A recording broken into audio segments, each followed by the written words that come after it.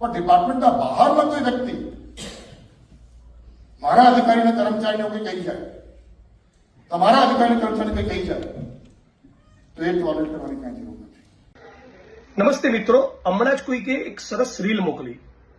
એમાં રાજ્યના પોલીસ વડા મિસ્ટર વિકાસ સહાય એ કોઈ એક જગ્યાએ પોલીસના મિત્રોને સંબોધન કરી રહ્યા છે. ડીજી શ્રી મિસ્ટર સહાય, તમારું સૂચન સારું છે. પોલીસ ફોર્સનું મનોબળ ટકેલું જ હોવું જોઈએ. એ રાજ્ય માટે જે પોલીસ કર્મીઓ કોન્સ્ટેબલથી લઈને સિનિયર મોસ્ટ ડીજી રેન્કના ઓફિસરો જે રાષ્ટ્ર માટે દેશ માટે સેવા આપતા હોય, એમના પરસેવાને એમના કામગીરીને એમની નિષ્ઠાને હું એપ્રિશિએટ અને સેલ્યુટ કરું છું, હું વંદન કરું છું.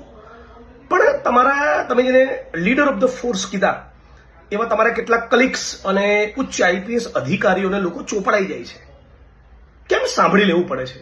એટલા માટે સાંભળી લેવું પડે છે કે લગભગ 33 જિલ્લાના એસપી અને મોટા ભાગના આઈપીએસ અધિકારીઓ આજે પણ આ ગુજરાતમાં દારૂમાંથી, જુગારમાંથી, ડ્રગ્સમાંથી, લેન્ડની ડીલ્સમાંથી, માઇનિંગમાંથી, અનેક પ્રકારના કડદા હપ્તાખોરીમાંથી કમાતા હોય છે.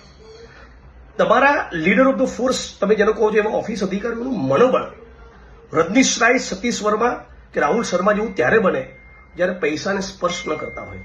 એટલે પહેલા એમનામાં જમીર પેદા થાય એવું કરો. જમીર પેદા થયું ને, નોન કરપ્ટ હશે ને તો ખમીર આપોઆપ પેદા થઈ જશે. ખમીર પેદા થયું તો મારું કે કોઈનું નહીં સાંભળે, મને પણ જવાબ આપી દેશે.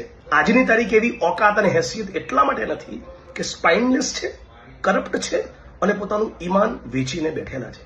સાહેબ, તમે તો જાણતા જ હશો, ડીજી છો રાજ્યના, નામ પણ વિકાસ સહાય છે. ઈચ્છું છું સહાય કરું ગુજરાતની જનતાની અને ડ્રગ્સ અને દારૂ બંધ થાય એટલું કરી આપો. ધન્યવાદ.